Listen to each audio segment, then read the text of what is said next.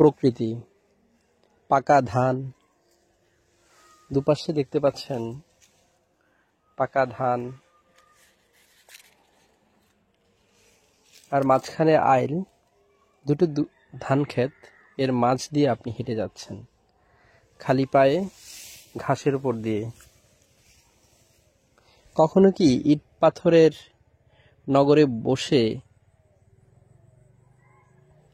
এই সৌন্দর্য আপনি উপভোগ করতে পারবেন? কখনই নয়। প্রকৃতির এমন সৌন্দর্য উপভোগ করতে হলে আপনাকে অবশ্যই প্রকৃতির খুব কাছাকাছি আসতে হবে।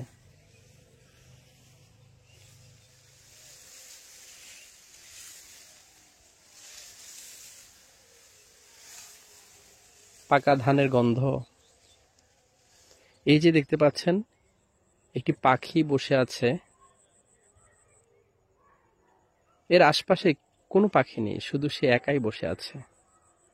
মাঝে মাঝে কি মনে হয় না যে আপনি একটু এভাবেই একাকিত্বভাবে প্রকৃতির কাছাকাছি এসে প্রকৃতি উপভোগ করবেন? অবশ্যই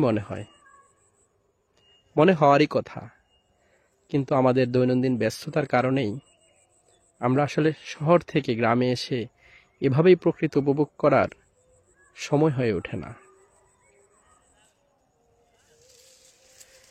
দেখতে পাচ্ছেন চারপাশের সৌন্দর্য।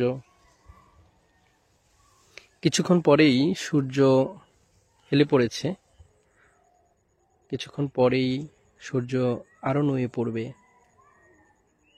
আর কিছু সময় পর ধীরে ধীরে কুয়াশা নামতে থাকবে, কারণ গ্রামে অনেকটাই এখন শীত অনুভব করা হচ্ছে।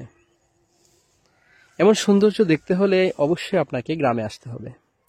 মাঝে মাঝে গ্রামের সৌন্দর্য উপভোগ করার জন্য ইট পাথরের শহর ছেড়ে, দৈনন্দিন সকল ব্যস্ততা ছেড়ে আপনাকে অবশ্যই গ্রামে আসতে হবে, গ্রামের সৌন্দর্য উপভোগ করতে হবে।